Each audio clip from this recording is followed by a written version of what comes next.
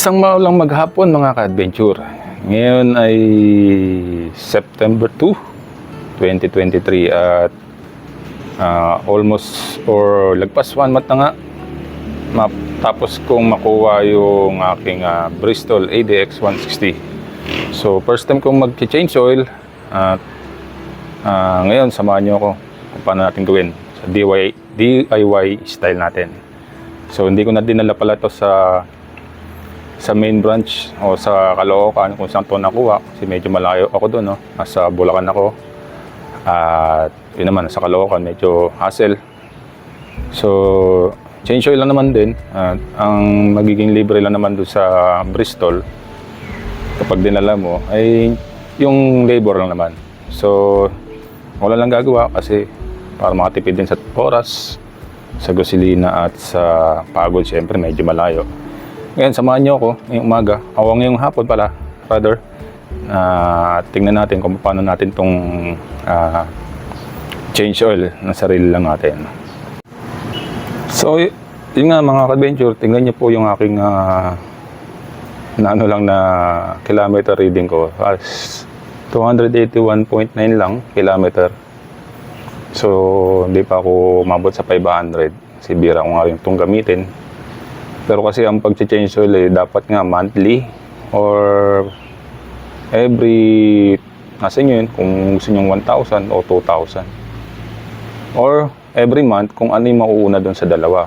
Kung regular kayo nag-change oil ng 1,000 or kung mauna yung 1 month, mas maganda yun.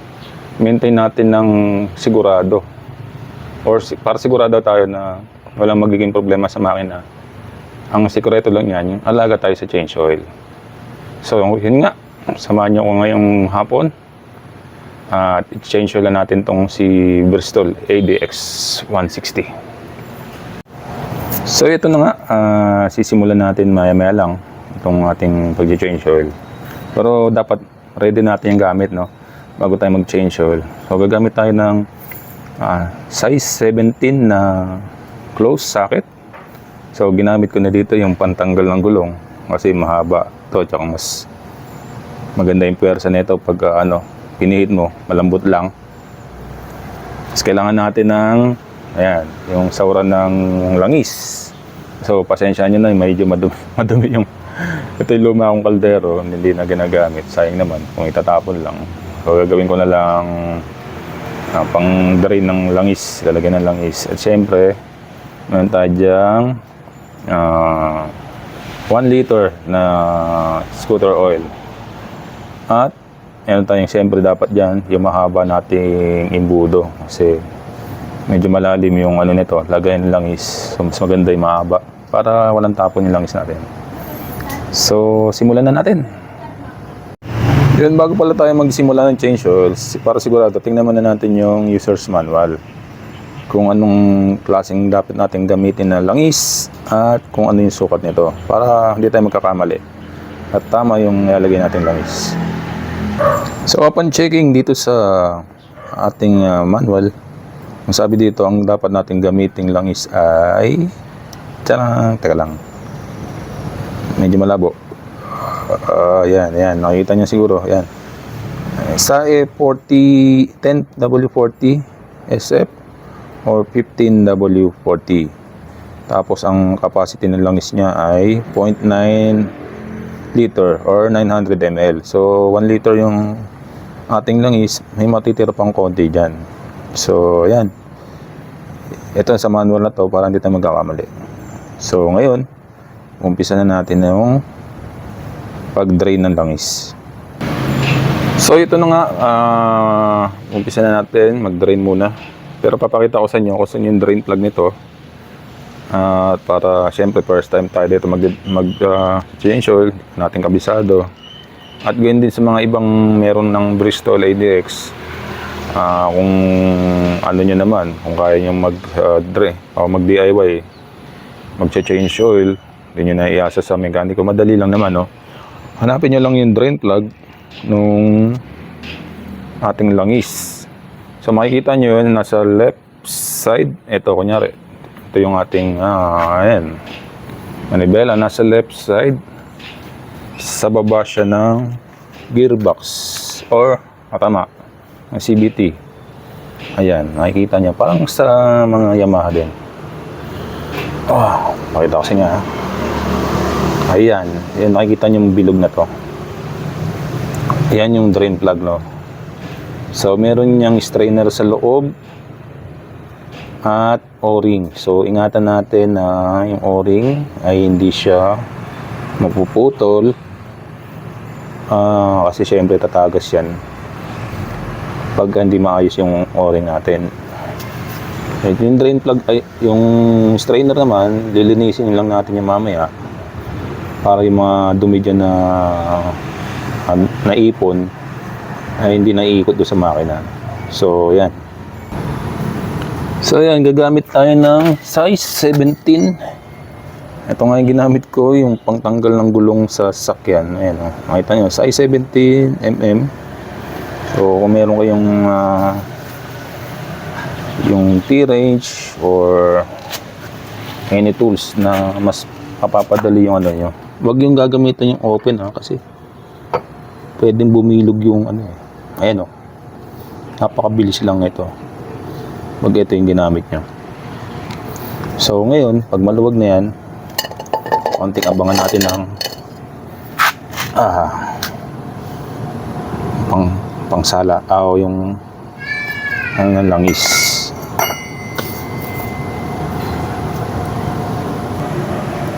So yun nga, pag maluwag na siya, pwede natin kamayin. Ayan, naikot natin ng kamay.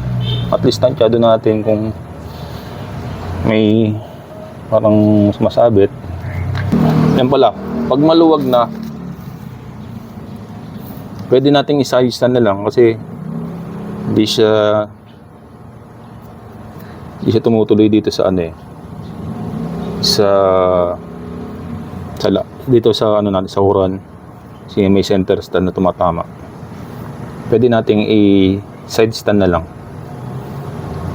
para mas drain niya. Yan. Sinide stand ko para mas salo niya yung langis dito sa ating sahuran. Kasi tumatapon pag naka-center stand eh. So kakamay natin yung drain plug. Ayan. Makita nyo, tumutulo na yung langis. So mapula po yung langis Ibig sabihin, talagang hindi pa siya masyadong napakaganda pa ng kulay ng langis natin. Pero SOP nga, pag gaganyan, pag bago, mas maganda, palitan na natin agad yung langis. Kasi nga marami pang components na sa loob na mga dumi, para sigurado tayong malinis ulit yung langis natin. Tsaka kasi naka-isang buwan mahigit na to eh.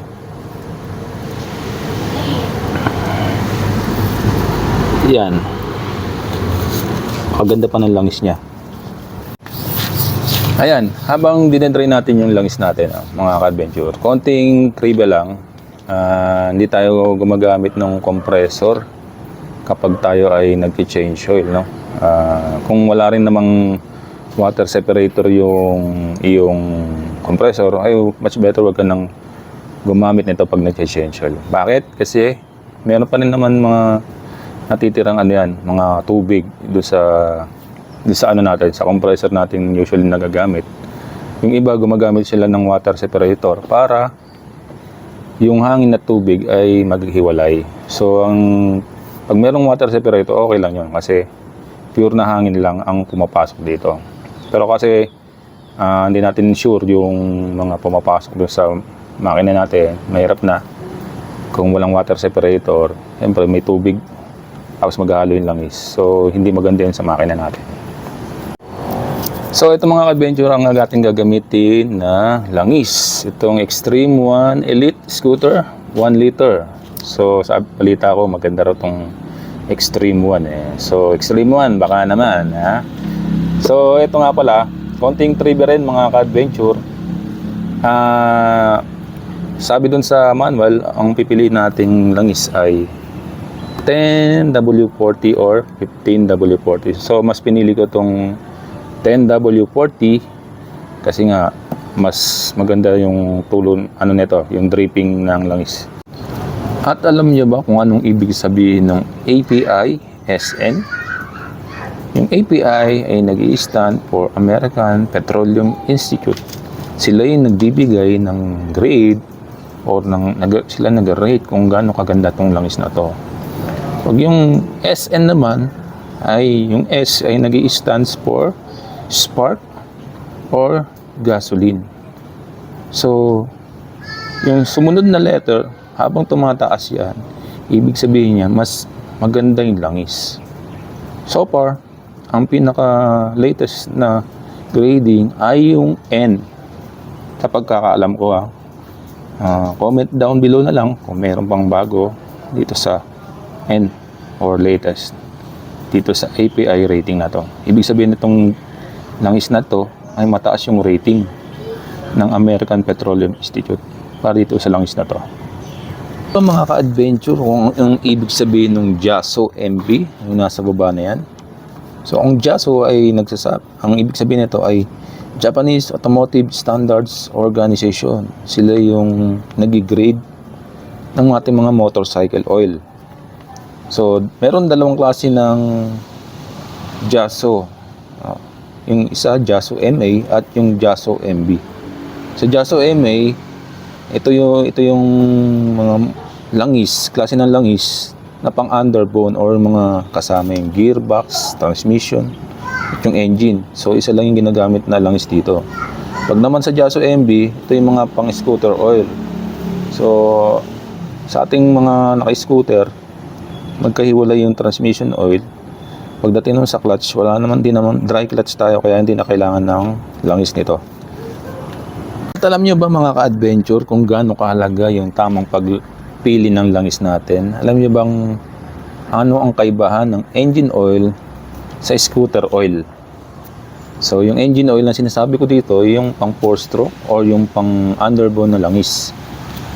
Patulad ng magkasama yung gearbox, transmission oil, tsaka isang engine oil. So isa lang yung ginagamit ng langis. Di katulad ng scooter oil, separate yung transmission oil natin at yung sa engine. So anong kaiba ng dalawa? So yung pang 4-stroke o pang underbone na langis ay mas marami yung additive nitong friction modifier. Yung friction modifier, siya yung nagpe-prevent na para hindi dumulas yung clutch natin o ng clutch ng mga naka-underbone. At mas marami rin itong AP additives na tinatawag. Ito yung nagpo-protekta doon sa transmission components ng motor natin. So anong resulta kapag mali yung nagamit nating langis? Kunyari, ako naka-scooter, ang nagamit kong engine oil, yung pang underbone. So sa scooter, wala naman siya masyadong epekto dahil naka-dry clutch naman tayo. So hindi natin mararamdaman yung slippage o yung pagdudulas ng clutch natin kasi naka-dry clutch nga tayo. Pero meron mga additives na hindi naman kailangan ng scooter. Katulad na yung sinabi ko kanina, yung friction modifier at saka yung EP additives. Kasi nga, magkahiwalay naman yung transmission ng scooter at saka yung clutch. Katulad ng friction modifier sa clutch, hindi naman kailangan ng scooter. Unlike sa underbone na motor, magkakasama isang langis lang ginagamit sa transmission at sa clutch. Dahil wet clutch nga yung underbone ng mga motor or mga naka-big bike din, ganun din. So ito naman, kapag ang naka-underbone naman nagamit yung pang scooter na langis, ano naman na magiging epekto nito? So siguro sa unang gamit wala na masyadong mararamdaman gaano, pero pagkatagalan yung paulit-ulit yung mali mo ng gamit ng langis, katulad ng ang naka-underbone ka, tapos ang ginagamit mo lang is ay scooter, ang mangyayari niyan, dudulas yung clutch mo. At yung mga transmission mo ay pwede itong masira kasi nga kulang yung additives ng scooter oil. Kasi nga hindi naman kailangan ng scooter yung mga additives na nabanggit ko kanina. Unlike sa engine oil ng engine ng 4-stroke, kailangan talaga nito yung friction modifier at yung AP additives na tinatawag para protektahan yung sa transmission ng motor at yung sa clutch. Ito yung strainer. Pasok na natin dito sa spring.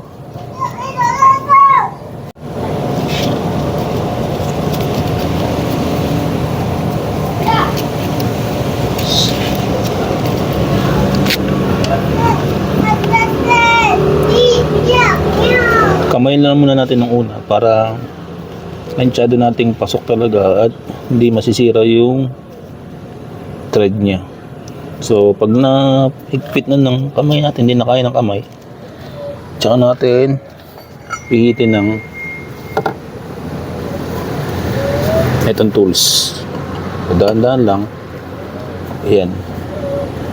Hanggang ayan. Okay na siya. Higpit na. So, nandito naman sa kabilang side yung ating oil gauge o yung lagay ng langis. So, ayan o. Medyo malalim. Pitin lang natin ng counterclockwise. Yung matigas. Bago lang. Kasi nabubuksan eh. Ayan.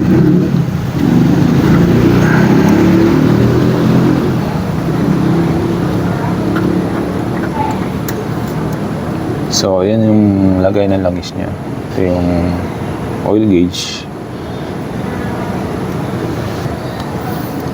So, dito natin kailangan yung mahabang imbudo. Kasi nga malalim. Ayan. Sok na sok. Oh. Mura lang to. Nabili ko sa Shopee. Parang nasa 40 pesos lang to eh. So, ganito yung kunin yung imbudo para walang tapon at convenient maglagay ng langis. So ito na nga, ito yung nalagay natin langis. Extreme Elite, Extreme 1 Elite Scooter, 1 liter. So may matitira yan na 100 ml. Yan, may sukatan naman. So may isang guhit siya matitira. Hindi natin isasagad. So yan, let's do it.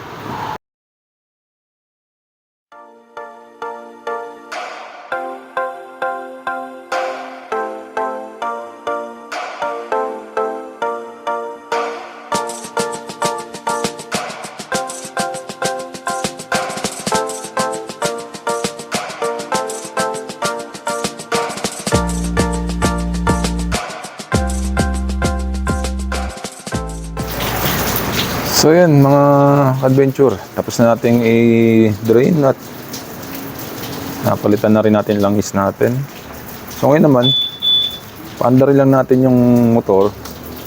That way, umikot yung langis, yung bago natin langis.